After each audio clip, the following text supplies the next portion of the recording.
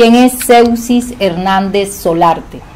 Zeuxis Hernández Solarte es un hombre nacido en el Caribe, específicamente en Tolú Viejo, Sucre, pero formado académicamente en gran parte en la bella ciudad de Barranquilla, que es como mi segundo hogar. Soy hijo de dos maestros humanistas muy queridos, José María Hernández Alvis y Aura Fabiola Solarte. ¿Por qué cambiar ese singular nombre a Jesús Santrich? Porque la clandestinidad nos exigía no exponer a nuestras familias, entonces regularmente todos los excombatientes usaban un seudónimo que simbolizara, significara algo para la actividad revolucionaria que hacíamos, y yo adopté el de un gran amigo mío, barranquillero, que se llamaba Jesús Santrich, que fue asesinado aquí en la ciudad de Barranquilla por dos agentes del DAS. Zeuxis, ¿por qué decides ingresar a la FARC? ¿Qué fue lo que te motivó? Mi determinación se debe en gran medida a mi formación, pero también a la situación que en el momento tenía en el país. Digo a mi formación porque de mis padres aprendí a sentir amor por los demás, a pensar en el dolor ajeno, a ser solidario con quien lo necesitaba, a dolerme por la pobreza, por la miseria, por la exclusión que sufrían los demás, aunque yo personalmente nunca tuve padecimientos, porque mi familia siempre fue muy unida y se interesó por todos sus integrantes. Entonces eso, y ver la situación de miseria en que viven muchas familias del país, observar también en la época en que decido ingresar, que es en el 91, que estaban exterminando a un movimiento político que pretendía hacer la paz y cambios sociales utilizando las vías democráticas, venía siendo exterminado. Era el caso de la Unión Patriótica. Yo hacía parte de la Unión Patriótica cuando se estaba desarrollando ese exterminio que todavía sigue en la impunidad. Muy bien, bueno, o sea que usted lo motivó más bien el tema de la injusticia social que todavía se vive en el país. Exactamente. Yo pues hacía parte de la Unión Patriótica y sentía que la organización que más se aproximaba a los ideales míos era la de las FARC, las Fuerzas Armadas Revolucionarias de Colombia, Ejército del Pueblo, que tenía un proyecto de transformación social, de cambio, de lucha por los desposeídos. Y cuando vi que los espacios democráticos definitivamente en Colombia no existían y que lo que imperaba era el terrorismo de Estado, entonces decidí ingresar a filas de las FARC, a la lucha armada, como una de las posibilidades de cambio, porque entre otras cosas existe el derecho universal a la rebelión armada cuando se trata de enfrentar a regímenes injustos, como lo era y como sigue siendo el régimen colombiano. Bueno, precisamente usted dice que usted ingresa a la FARC porque no habían garantías, no había democracia. ¿Por qué en estos momentos cree que sí puede haberlo, ya no desde las armas, sino desde el punto de vista político? Nosotros hemos luchado siempre por la paz. La guerra es una imposición de quienes nos han adversado, el Estado en concreto. Cuando se cierran esos espacios democráticos es que se opta por las armas. El origen de las FARC está ahí, está en las injusticias y está en esa persecución que se dio durante los años 40 sobre todo, y aún durante los años 50 al movimiento agrario, al movimiento popular sobre todo campesino. Ese es el origen, esas son las raíces de las FARC. Está plenamente justificada la existencia de las FARC, pero siempre luchamos por tratar mediante la vía del diálogo que se dieran las transformaciones que requería el país, que se dieran las condiciones para superar esos factores que he mencionado aquí con insistencia, que son pues la miseria, la desigualdad, la exclusión política, fundamentalmente eso. Entonces, cuando estamos en esa lucha, hicimos muchos intentos por encontrar una solución dialogada. Recordemos que uno de los más conocidos fue el proceso de la Uribe, todavía en vida, de Manuel Marulanda Vélez y Jacobo Arenas, que de ahí surgió el proyecto político de la Unión Patriótica, pero después se intentó nuevamente una salida dialogada en Caracas y en Tlaxcala. Después se intentó otra salida dialogada en los diálogos del Caguán. Hicimos muchos intentos, pero siempre la mezquindad del gobierno, del establecimiento en general, no permitió avanzar. Esta vez el gobierno de Juan Manuel Santos se comprometió con una agenda mínima que recogía sobre todo los cambios que planteábamos en la plataforma bolivariana por la Nueva Colombia, y por eso decidimos ir al diálogo con la determinación de encontrar una salida, porque sentíamos también el clamor nacional porque se acabara ya con este largo derramamiento de sangre que se llevaba a las vidas de los hijos de los pobres, no de los hijos de los ricos. ¿Qué opina usted de Álvaro Uribe Vélez?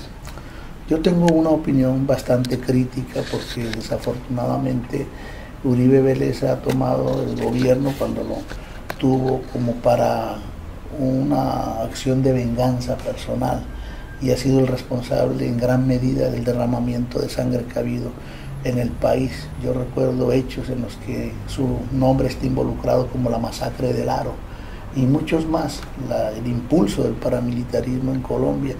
Pero creo que si nosotros queremos reconciliarnos, tenemos que hablar es con quien ha sido nuestro enemigo. Eso fue lo que hicimos ahora, incluso hablando con los mismos militares que han sido genitores, gestores, actores de primer orden de la guerra sucia en Colombia. Pero creíamos en una palabra empeñada, creíamos en que se cumpliría con el pacta sunt servanda, que es un principio universal, y con el principio de la buena fe, que fue con el que nosotros firmamos los acuerdos, y hubo un compromiso de cumplir hasta los puntos y las comas del acuerdo. Es el compromiso del gobierno, pero aquí el compromiso debe ser de Estado, y lo que estamos viendo es que están, sin que llegue el uribismo al poder, al gobierno mejor, están destrozando los acuerdos desde el Parlamento y la Corte Constitucional. ¿Cuáles han sido las principales dificultades para la implementación de los acuerdos? Pues lo primero es que esto se ha convertido en una renegociación, y no debió ser, porque lo que se pactó con el Estado. El gobierno representaba al Estado, y resulta que acá el Parlamento ha tratado de meter la mano, todos le han querido meter la mano al acuerdo, y lo han hecho, y lo ha hecho la Corte Constitucional, y lo ha hecho el Fiscal General de la Nación. Entonces han distorsionado totalmente lo que se pactó en La Habana. Eso se convirtió en una renegociación que derivó en inseguridad jurídica. Aquí no se termina de cumplir la aplicación de la amnistía, y ya la Corte Constitucional quiere variar la ley 1820.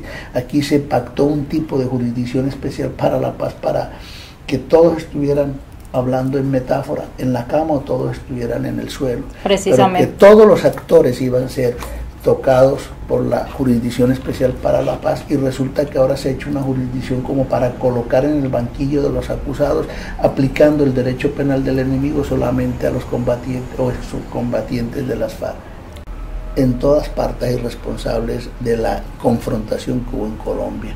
Los militares seguían órdenes de civiles, y aquí hay responsables en el empresariado, y aquí hay responsables en la iglesia, y aquí el que no tenga culpas que lance la primera piedra. Entonces no se puede pretender que entonces los únicos actores de esta confrontación de medio siglo que hubo en Colombia fueron las FARC, o que las FARC fueron los victimarios, cuando el genitor fundamental de la violencia ha sido el Estado, reconocido por las mismas Naciones Unidas, que coloca en 83% la victimización del Estado, el ejército, las fuerzas paramilitares, y las ubica en un mismo bloque. Entonces, ¿cómo es esto de que el juzgamiento se le va a hacer a una fuerza que pretende dar un impulso a la reconciliación, dando el salto a la legalidad? Eso se llama perfidia, es engañar al adversario para exponerlo y luego aplastarlo. ¿Y ustedes ahora qué van a hacer? ¿Qué herramientas tienen ustedes para poder cambiar eso? Pues aspiramos a que garantes, a que Naciones Unidas, que estuvo respaldando este proceso, y que la comunidad internacional en general exijan el cumplimiento de los acuerdos, aunque el garante principal sabemos que es el pueblo, que es el que debe tomar la bandera de lo que se pactó en La Habana para exigir su cumplimiento. Pero no puede ser de que haya un saboteo como el que ha habido contra lo pactado en La Habana. Esto puede ser el fracaso no de las FARC, sino de la palabra empeñada de los gobernantes del bloque de poder dominante, y hasta Naciones Unidas perdería prestigio en cuanto a posibilidades, capacidades, que se le crea esas posibilidades y capacidades de poder mediar en los conflictos que hay en el mundo. Porque si esto es burlado, entonces ¿dónde queda el principio de buena fe, ¿dónde queda el principio de que lo pactado es para cumplirse? Bueno, y luego de que ya se implementaron o se inició el proceso del posconflicto, ¿qué piensa usted del presidente Juan Manuel Santos, que ha tratado de una forma u otra mantener lo que se discutió durante más de casi 4 años? Y por eso muchos sectores lo han criticado, diciéndole que él le está entregando todo a las FARC. ¿Qué opina usted? Pero esa es una posición mezquina, es un constructo del bloque de poder dominante a través de los grandes medios de comunicación. ¿Qué se nos ha entregado si todo se ha incumplido? Yo he dicho que la renegociación derivó en inseguridad jurídica, pero también en inseguridad personal, porque aquí están asesinando a los dirigentes, a los integrantes de las FARC que han sido indultados y amnistiados. Aquí se está asesinando a dirigentes populares de las áreas donde las FARC se retiró para ir a las zonas y puntos veredales transitorios de normalización. Aquí la guerra sucia no termina y el paramilitarismo se sigue expandiendo. Aquí esta renegociación ha derivado también en inseguridad socioeconómica. No se ha destinado 1 centímetro de tierra para que los excombatientes adelanten sus proyectos productivos. Aquí no se quiere comprometer más de 0.7 puntos del Producto Interno Bruto para invertir en la ejecución de lo que se acordó en La Habana. Entonces hay una desfinanciación del proceso. Entonces ahí ese no es un problema solo de gobierno, repito, es un compromiso de Estado. Nosotros nunca creímos ni pretendimos que Juan Manuel Santos solo era el que debía tener compromiso de cumplimiento con el acuerdo. En la Constitución Política de Colombia, quien dirige el orden público y quien dirige la política de paz es el gobierno a nombre del Estado. Entonces, por eso decimos que aquí no se nos puede hablar de la división del poder público en ramas ejecutiva, legislativa, judicial, y que cada una tiene autonomía. No hay un principio de colaboración de esos niveles del poder. Entonces esto debió ser un compromiso de Estado, y por eso yo digo que aquí está desarrollándose un proceso de perfidia que puede empujar la voluntad de paz de las FARC hacia el despeñadero del fracaso. Algunos dirigentes políticos del país han manifestado que un gran porcentaje de los exguerrilleros están volviendo a las filas, que están en la disidencia. ¿Qué opina usted al respecto? No, eso ya es una propaganda también sucia que hace parte del guerrerismo y de la mezquindad de sectores de la sociedad que han vivido de la guerra. La mayor parte de nuestra gente está cohesionada en el partido político Fuerza Alternativa Revolucionaria del Común, y aquí se le ha olvidado a ciertos dirigentes de ese bloque de poder dominante mezquino que las zonas, los puntos donde se ubicó la guerrilla no son centros de confinamiento, no son centros de reclusión. Los guerrilleros, los exguerrilleros pueden entrar y salir de ahí cuando quieran. Muchos están donde sus familias, muchos están buscando alternativas laborales, porque la verdad es que los procesos productivos de cuenta del gobierno no se han podido, no se han querido adelantar todavía en las zonas donde están los excombatientes. Entonces eso hay que cambiarlo para que la gente pueda estar ahí, para que la gente pueda tener una alternativa de vida, y no solamente los excombatientes sino las comunidades, porque aquí había un compromiso de hacer la reforma rural integral para que esas comunidades se beneficiaran, y resulta que lo que metieron fue un proyecto de ley de tierras que vaya totalmente en contravía incluso de la ley 160 del 94, que era más o menos lo más democrático que existía en materia de tierras en Colombia. Y los auxilios que había comprometido el gobierno nacional en estos acuerdos de paz que recibirían los excombatientes ya se empezaron a entregar, y sí, se ha cumplido. Es un porcentaje del salario mínimo, pero gran parte de los excombatientes no están el nombrecito que se utiliza, bancarizados. Algunos ni siquiera le han terminado de resolver su problema de identidad. Entonces mucha gente está en una situación de miseria absoluta, sin tener cómo sobrevivir. Entonces nos hemos tenido que ayudar los unos con los otros. Yo prácticamente en la casa donde vivo tengo una zona veredal con 20 refugiados guerrilleros que tienen problemas para poder alimentarse y para poder sobrevivir. Entonces esto va a generar un enorme problema social si el gobierno no cumple prontamente, de manera ágil, con el desarrollo de los proyectos productivos. Bueno, vamos a hablar ahora sobre el tema de la corrupción en Colombia.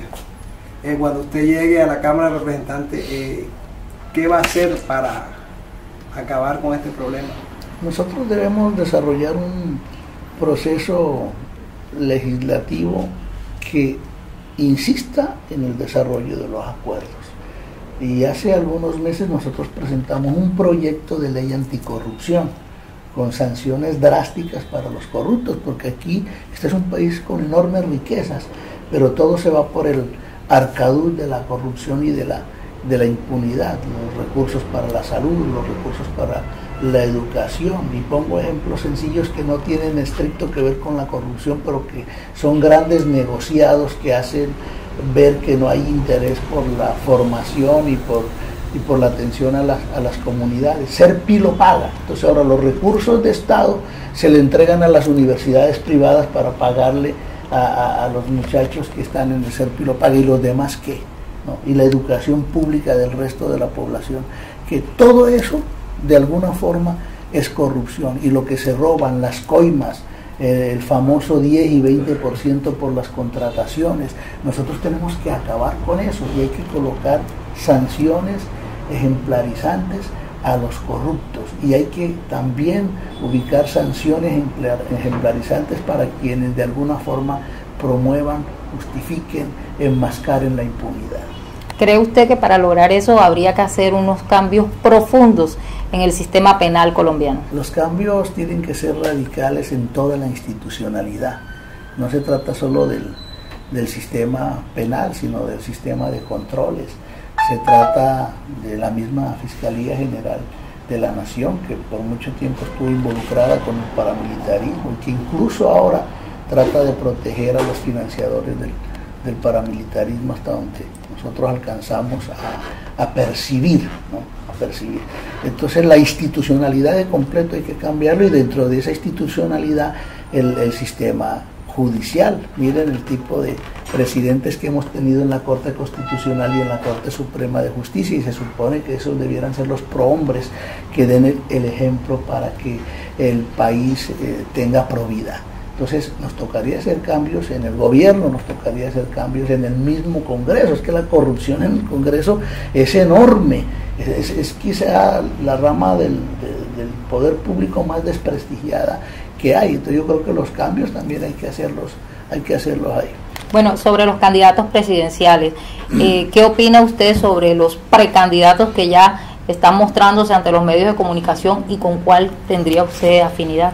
Bueno, el partido FARC ha lanzado a Timoleón Jiménez, entonces obviamente nos toca impulsar a ese candidato, pero la verdad es que lo ideal sería lograr un candidato de convergencia, que es lo que hemos dicho en nuestro Congreso. Creamos nuestro partido, pero también creamos una ruta de convergencia para un gobierno alternativo. Entonces cualquier nombre podría ser, si hay un compromiso cierto con la implementación de los acuerdos y con la solución de las necesidades básicas insatisfechas para la mayoría de la población de este país.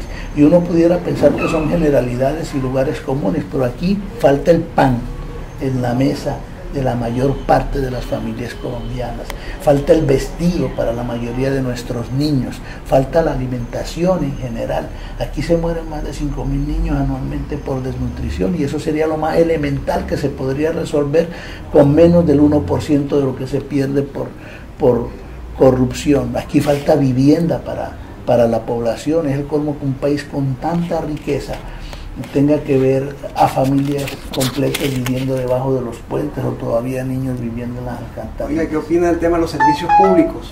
Pues ese es uno de los principales problemas que tenemos, porque eso es uno de los elementos básicos de la subsistencia de las familias. Entonces eso no puede ser que se esté privatizando a cada paso y que se estén generando mayor onerosidad en la prestación de algo que debe ser público, que debe tener los menores costos y que debe estar universalizado, generalizado para toda la población. Aquí en la costa, por ejemplo, son unos 10 millones de habitantes y casi la mitad no tiene acceso a alcantarillado. Más de 1,5 millones de personas no tienen acceso a acueducto, a agua tratada, y así podemos hacer un repertorio de asuntos, de necesidades básicas insatisfechas, y dentro de ellas El acceso a los servicios públicos es algo fundamental, el acceso a la conectividad, el acceso a la vialidad. A las zonas rurales del Atlántico viven en situación de miseria también. Bueno, en esta entrevista exclusiva para cmmnoticias.com y el programa radial Ecos de Actualidad de la Voz de la Costa, queremos preguntarle también de usted como representante a la Cámara, ¿qué haría por el Departamento del Atlántico, por la Costa Caribe? Bueno, ¿por qué los colombianos deberían fijarse en Jesús Santrich? Yo he dicho que esta candidatura no va solo por el Atlántico. Nosotros tenemos por derivación del acuerdo el derecho a 5 representantes a la Cámara y 5 senadores. Los senadores son de circunscripción nacional y aquí hemos elegido 5 departamentos como una prioridad. Y el Atlántico es uno y me han enviado a mí a hacer esa tarea con otros compañeros, el caso de Alirio Córdoba, y tenemos 3 mujeres en una lista de 7, pero nosotros tenemos la convicción de que nuestra lucha, que va a ser de equipo, no va a ser solo por resolver los problemas del Atlántico, sino de la costa Caribe. Creemos que Barranquilla es la capital del Caribe, el Atlántico es como el corazón del Caribe y desde aquí hay que hacer una lucha enorme por resolver esos problemas de los que hablaba hace un momento, como elementales como el alcantarillado, los hospitales públicos. Son muchas las necesidades, entonces a eso es que nosotros nos tenemos que dedicar y eso implica una lucha contra la corrupción, porque recursos ha habido, lo que pasa es que han sido mal administrados y aquí en Barranquilla hay una fama de corrupción enorme que tenemos que quitarnos ese estigma, pero eso tiene que ser con cuestiones prácticas, con administraciones que sean pulcras, con administraciones que sean eficientes, y no me refiero solo a la alcaldía de Barranquilla o a la gobernación del Atlántico, sino a todas las alcaldías del territorio, a todas las gobernaciones del territorio, y yo sí pienso que aquí debe haber más autonomía territorial, para que también los recursos no se queden ahorcados, amarrados en el centro del país. Yo abogo porque haya autonomía territorial, no solo de región, sino también de los departamentos y los municipios, para que así haya una destinación más sentida desde el corazón para resolver las necesidades del común.